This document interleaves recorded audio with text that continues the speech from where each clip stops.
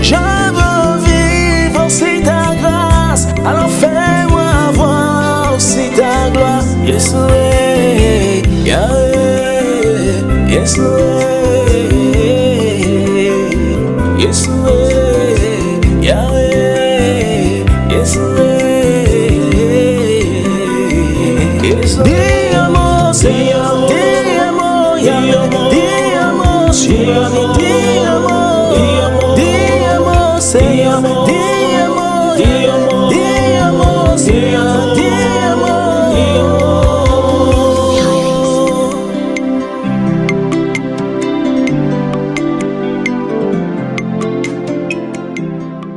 Le problème, ce n'est pas Christ. Le problème, c'est plutôt les conducteurs de son corps. Autrement dit, les hommes de Dieu. Aujourd'hui, je reçois pour vous le coach Patrick Atindeou. Il est coordonnateur général de la communauté Arbre de Vie. Bonjour, monsieur Patrick. Bonjour, chers téléspectateurs. Je vais le laisser lui se présenter davantage pour que vous le connaissiez mieux. Hein. Bonjour, comment vous allez?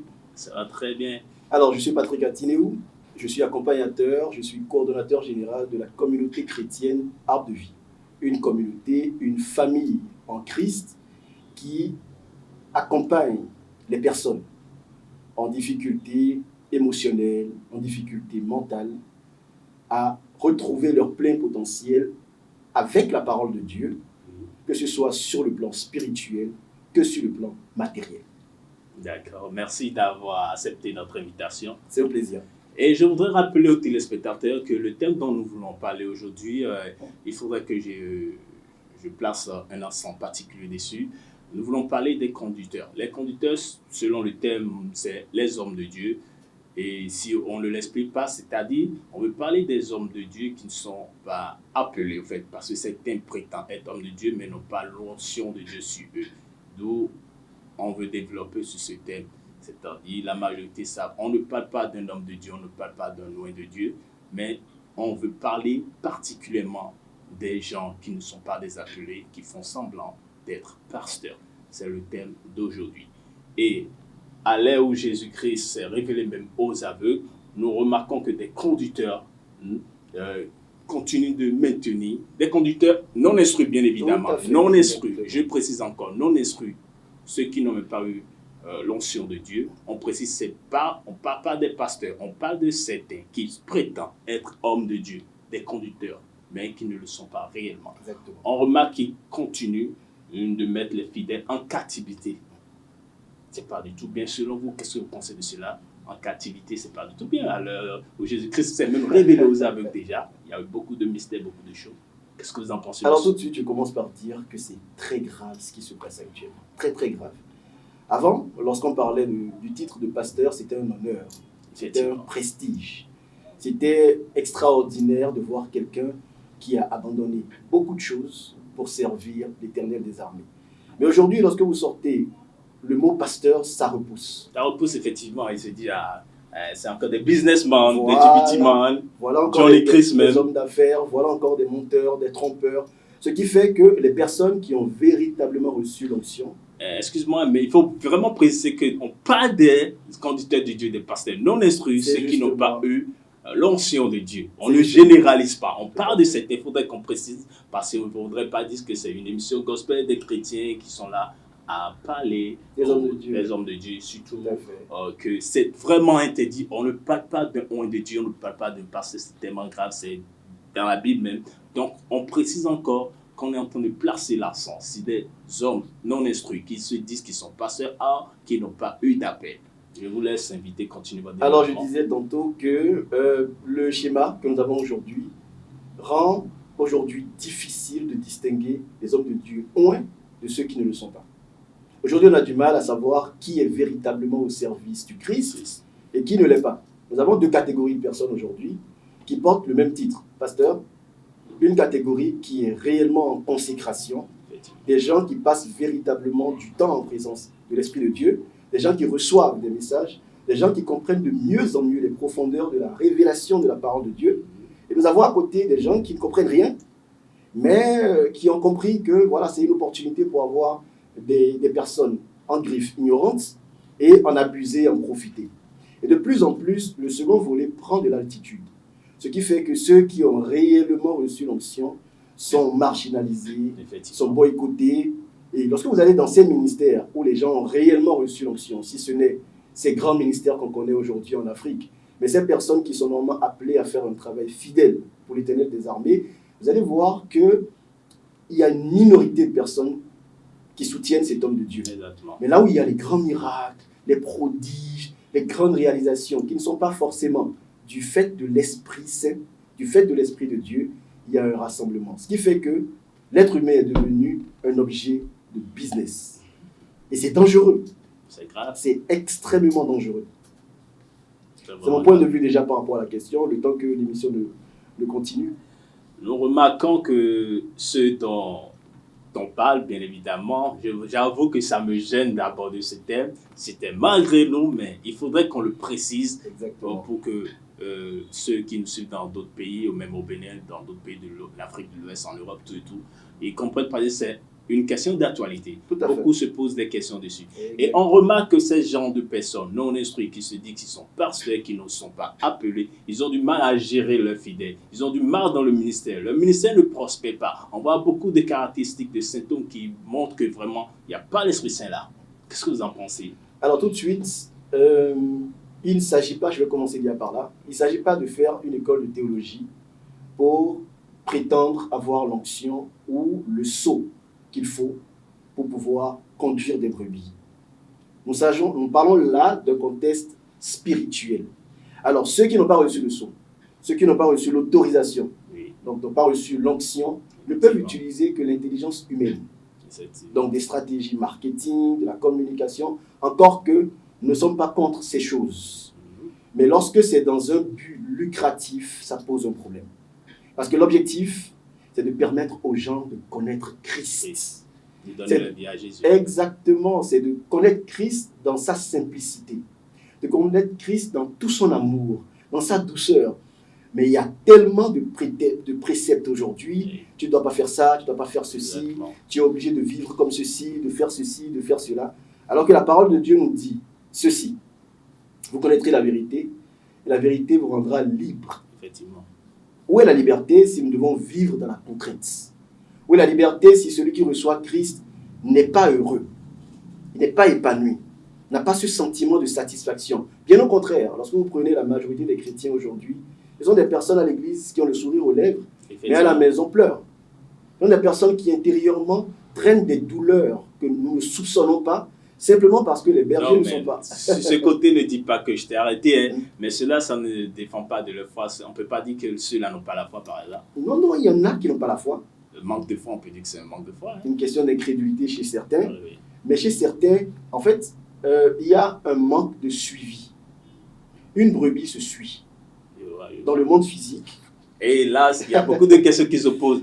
Parce qu'une vision, c'est encore un débat. Tout à fait. Et quand tu dis ça, certains peuvent prétendre que quand on vient à l'église, c'est pour avoir quelque chose. Parce que d'autres viennent comme ça pour dire que bon, si je commence cette église maintenant, je vais trouver du travail, je vais trouver du boulot, les gens vont m'aider, tout et tout. Tu ne penses pas que ça engendre un peu cela? En fait, tout part déjà du processus d'évangélisation. Parce qu'il ne faudrait pas voir seulement que les conducteurs. Il y a aussi des fidèles, des brebis car je suis d'accord. Qui les compliquent aussi les histoires. Et quand eux-mêmes ils ne sont pas instruits, ça devient compliqué. Je te laisse développer. Ouais, ce qui se passe, c'est que c'est l'image que les gens reçoivent, que les gens suivent. Ah, oui. Lorsqu'en évangélisation, on lui dit, si tu viens chez nous, tu deviendras riche, tu viens chez nous, tu n'auras plus de maladie, tu viens chez nous, ta vie qui était comme ceci deviendra comme cela. La personne suit l'information reçue. En réalité, on doit parler de Christ. Mais celui-là, quand il va venir à l'église, il va regarder l'homme et il va plus voir Dieu. Parce que déjà, si tu viens chez nous, tu auras ci, tu auras ça. Exactement. Au nom de Jésus-Christ, parce que c'est Dieu qui le fait réellement. Tout à fait. Mais encore que, par endroit, ce n'est pas forcément Dieu qui le fait. Mais le débat n'est pas là. Yeah. Lorsque la personne vient, la personne voit l'organisation, la structuration, l'opulence, la richesse. Automatiquement, la personne se dit, oui, il y a possibilité de devenir riche. Mais l'objectif, ce n'est pas de devenir riche, c'est d'abord de recevoir Christ. Effectivement. Le corps du Christ est là pour un renforcement pour Christ. Et c'est une fois après l'avoir reçu, après avoir compris qu'il faut l'aimer en premier, alors que lui, il nous a aimés avant même que nous puissions l'aimer, qu'après ça, vous avez accès à toutes les grâces que le Père lui a attribuées, que nous avons en co-héritage avec lui. Donc l'évangélisation déjà est axée sur le matériel. Ce qui fait que les gens viennent, Oui. les gens obtiennent satisfaction. Je vais avoir un bébé, on vient, on prie pour elle, elle a un bébé, elle repart. Dans une autre église. Dans une autre église. Dans une autre église. Je vais avoir ceci, on obtient, on part. Lorsque la personne vient, la personne obtient ce qui est matériel et repart sans recevoir Christ, c'est dangereux. Très dangereux et ça retourne sur le pasteur. Exactement. Exactement. Du coup, il y a énormément d'hommes de Dieu aujourd'hui qui ont gardé la foi, qui se battent. Et déjà, je les salue au passage. Je prie que Dieu les fortifie davantage. Parce que dans le même corps du Christ, il y a comme une rivalité, comme un combat entre la chair et l'esprit. Effectivement, et ils ne se le disent pas. Hein. Parce que bon, nous, on est des journalistes, parfois tu invites d'autres audiences parce que l'autre vient sur ton émission, moi je ne vais pas venir, et tout, on voit encore le côté cher. Et c'est Et dommage. le but de l'objectif de l'émission, on voit que ça passe de côté. Bon, ça devient un problème d'ego, je vous laisse vous développer. Mais il y a une situation grave qui, de jour en jour, s'aggrave. Je m'explique. Vous allez prendre 90% des jeunes à l'église. Si c'est une église qui présente Christ, Oui. avec les dispositions qu'il a prises pour que le corps soit épanoui, mais avec les bonnes normes, Effectivement. ces jeunes se sentent à l'aise, arrivent à parler de certaines choses sensibles avec le conducteur. Pasteur, j'ai telle difficulté, je suis dans telle situation, il y a tel péché qui me dérange, il y a ceci, il y a cela. Mais dans certaines congrégations, les jeunes ont du mal à parler. Ce qui fait que ceux qui sont dans l'église vivent une vie en griffe, plus ou moins hypocrite. Et puis on remarque ça dans la majorité des églises, hein, on voit que la jeunesse est mise au second rang. Hein. Exactement, Et puis, exactement. On voit que c'est souvent, on dit que bon, Exactement. ils Et sont encore jeunes. là où c'est triste, c'est que le dimanche, oui, il y a une posture de sainteté, mais le dimanche soir, ils sont ailleurs. On sait où? En boîte de nuit, avec les amis. On en reviendra. etc. Lorsqu'on parle des conducteurs de Dieu, autrement dit des pasteurs non instruits, ceux qui n'ont pas eu à l'appel fait. de Dieu, je le précise à chaque fois pour ceux qui viennent d'allumer leurs écrans pour nous suivre, c'est de s'en parler. C'est très On important. parle des hommes de Dieu, des conducteurs qui ne sont pas appelés, qui prétendent être des pasteurs alors qu'ils n'ont pas d'onction. Dans cela, on voit que d'autres, ils vont même prendre des alliances, ils font des alliances obscènes, juste pour garder les fidèles. C'est là où j'en venais. En fait, lorsque nous ne faisons pas la part des choses entre la position charnelle et la position spirituelle, ce qui est donné au début, il y a des hommes de Dieu qui ont commencé avec Christ, qui ont reçu l'onction, mais on ne leur a pas dit que l'onction peut tarir si vous ne vivez pas une communion continue avec Christ. Quand vous vous détachez de Christ et que vous devenez le Tout-Puissant, vous devenez vous-même le bon berger, le grand berger. À la fois. Finalement, c'est vous qui dirigez, ce sont vos fidèles. Le Seigneur s'éloigne. Lorsque l'onction va tarir et que vous n'avez plus de capacité spirituelle, ils sont obligés d'aller chercher de Mais l'aide. lorsqu'on parle de ces gens, de pasteurs, mais ça me gêne tellement le thème, tu ne peux pas savoir, mais bon, Ça me gêne aussi, mais on bon. n'a pas le choix. Sur ce thème, je voudrais te dire, il y a des fidèles aussi, ils aiment trop les miracles, là, il y a l'onction, on les impose la main dessus, oui. ils tombent. Ah oui.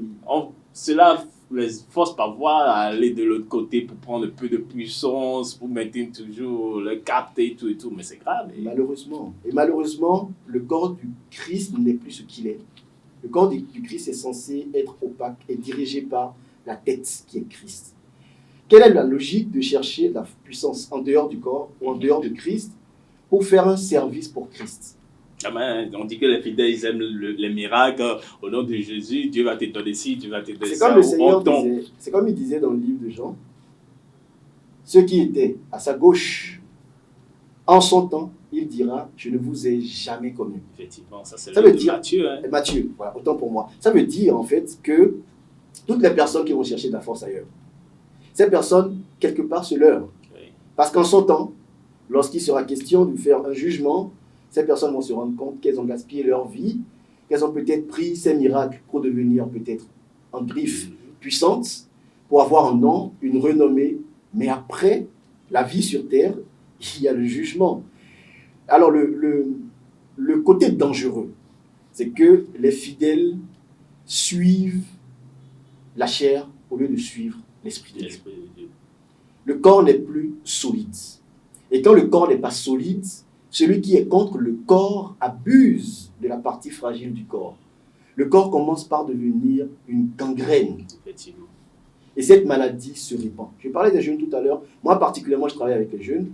J'écoute beaucoup de choses. J'entends beaucoup de choses. Les jeunes viennent me dire beaucoup de choses qu'ils ne sont pas capables de dire à leur pasteur dans leur congrégation parce que c'est strict, c'est ceci. La rigueur. Mais ils vivent ça tous les jours. Comment est-ce qu'ils peuvent être dans une posture d'aliénation et célébrer Christ avec un cœur ouvert? Ce n'est pas possible. Mais je voudrais parler dans des églises où il y a vraiment l'organisation et un oint.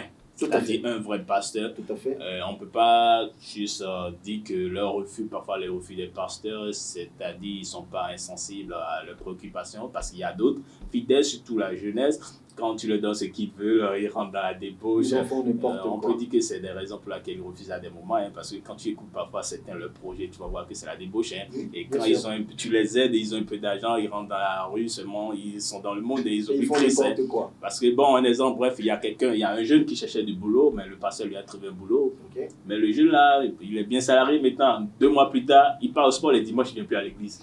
Il part devant l'église en petit foulé, lui, il s'en fout de l'église parce qu'il a eu déjà ce qu'il veut. Mais tu vois, il y a ces Oui, cas. en fait, le piège vient du départ, du point de départ. Oui. La personne est venue demander du boulot. Qu'est-ce qu'il faut lui donner, le boulot ou Christ? Si la personne découvre Christ et que par Christ, la personne a le boulot, la personne comprendra que sans Christ, le boulot va partir.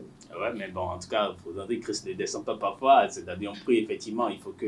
Parce qu'on remarque dans les églises qui sont vraiment bien structurées, il y a aussi un côté social, un volet qui Tout à est fait. dans la jeunesse, tout et tout. Tout à Mais fait. bon. Tout à fait. En tout cas, bref, je voudrais te poser une autre question. Allons-y. On voit qu'il y a des conducteurs, des faux pasteurs. Quand je dis conducteurs, j'aime toujours préciser ça. Des faux C'est pasteurs, important. ceux qui disent qu'ils sont des qui se déconnectent totalement de la vérité. Et ils prêchent encore la mort, les enseignements de Moïse. Non, non, Alors, ça c'est colle pas. malheureusement ce qui prend plus d'ampleur Et on aujourd'hui. a vu que beaucoup ne sont pas instruits, hein. La majorité. Il y a d'autres également qui prennent la parole, genre sans formation. Et ce qu'ils disent, on voit que ce n'est pas Ce n'est en pas en harmonie, adéquation, en c'est pas en équation, ça n'est pas adéquation. synchro avec la Bible. Les gens prêchent encore la loi de Moïse. Parce que c'est C'est pas inadmissible. Si la loi de Moïse est encore prêchée, pourquoi est-ce que Christ est allé à la croix? à croire, En fait, son sacrifice devient vain. effectivement. Si c'est qu'on devait suivre la loi de Moïse, c'est que Christ n'avait pas besoin de mourir. Tout le monde continue dans la loi de Moïse. Effectivement. Il n'a pas aboli la loi, mais il a accompli. Ce qui est accompli est accompli. Déjà. Ce qui fait que les prétextes deviennent pernicieux, Paul l'a dit, et deviennent difficiles à porter par l'abus.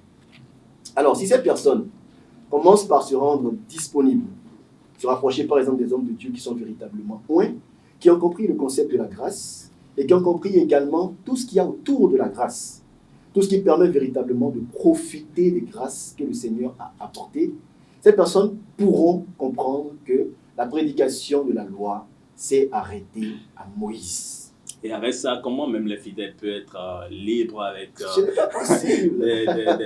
des préceptes et terminats du genre? Ce n'est Ils pas sont un possible. peu comme des prisonniers. Du coup, on remarque même d'autres jeunes, ils fuient l'église à cause de cela. Bien Et sûr. d'autres viennent, ils font semblant d'adorer Christ, de prier même, et se trompent qu'en réalité, c'est juste pour plaire aux gens et eux aussi venir remplir des formalités. Ils disent que je suis venu à l'église. En On fait, remarque ça. ce qui est triste, c'est que ce ne sont pas les jeunes qui seront condamnés.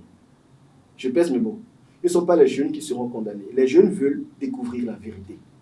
Lorsque vous prenez par exemple un troupeau de brebis, le responsable, ce n'est pas la brebis. Le responsable, c'est le berger. Effectivement. Alors, lorsque le berger conduit le troupeau correctement, les brebis doivent pouvoir imiter la manière de conduire du berger physique. Mais la finalité, c'est qu'ils ne doivent pas voir le berger physique, ils doivent pouvoir voir le bon berger à travers le berger physique. Effectivement. Les jeunes aujourd'hui fuient l'église. Lorsqu'on parle de pasteur, ils n'ont pas envie d'y aller. Parce que beaucoup disent même il y a trop de lois, déjà trop C'est d'interdits, trop tu ne vas pas compliqué. voir ci, tu ne vas pas aller ci, tu ne veux pas avoir tant, tu ne veux pas ci. Tellement ils s'embrouillent et qu'ils m'ont dit franchement, c'est pourquoi quand moi ils veulent m'évangéliser, je leur envoie parce que tu vas voir d'autres carrément lors des campagnes d'évangélisation ou d'autres qui ont délèguent pour aller dans les maisons pour prêcher la bonne nouvelle. Ils les renvoient, hein, d'autres disent non, non, non, je vais sortir, je veux là déjà, je sors, j'ai C'est pas vrai. le temps, j'ai pas le temps. Et ce n'est pas parce que les gens n'ont pas envie de connaître Christ. C'est simplement parce que l'approche a une forme marketing. Mhm. C'est beaucoup plus dans une dynamique de ramener la personne dans son église, pas de ramener la personne vers Christ. En fait, Il faut gonfler il son y a- effectif, voilà. pour avoir des effectifs, dire que j'ai des fidèles. exactement, il y a une confusion. les fidèles appartiennent à Christ. C'est Christ seul qui est allé à la croix. C'est lui seul qui a donné sa vie. C'est lui seul qui est mort, ressuscité. C'est lui seul que le Père a oint. Il partage son onction avec des bergers qu'il a appelés. Donc les bergers sont un peu comme les ouvriers, de la première heure, de la troisième, de la sixième, de la neuvième et de la dernière. Nous sommes les bergers de la dernière heure. Nous sommes des instruments que Christ utilise pour édifier son corps. Donc lorsqu'on confond les brebis ou les fidèles de Christ avec ses fidèles, ça devient en fait votre propriété. Mais est-ce que tu es mort pour ces personnes? Est-ce que tu as été fouetté pour ces personnes?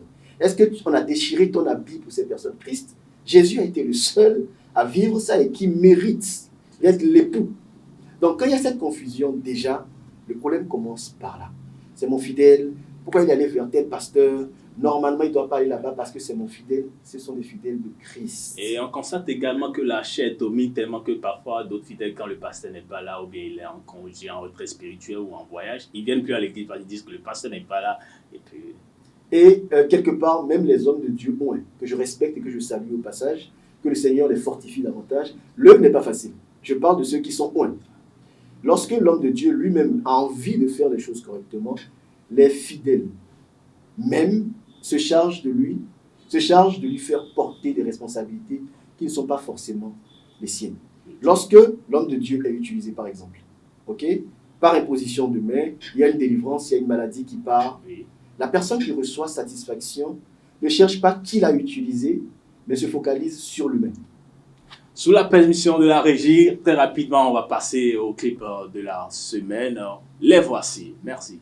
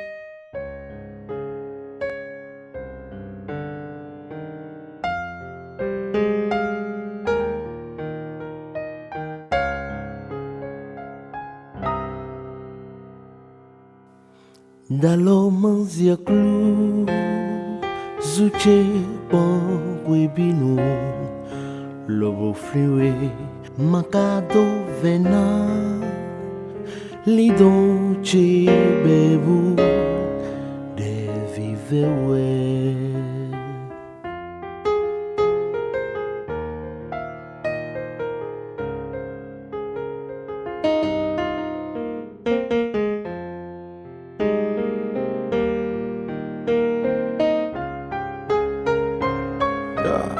For when you don't et non d'obunono afotomande voe si seto et si bukale no ya makina et blausia.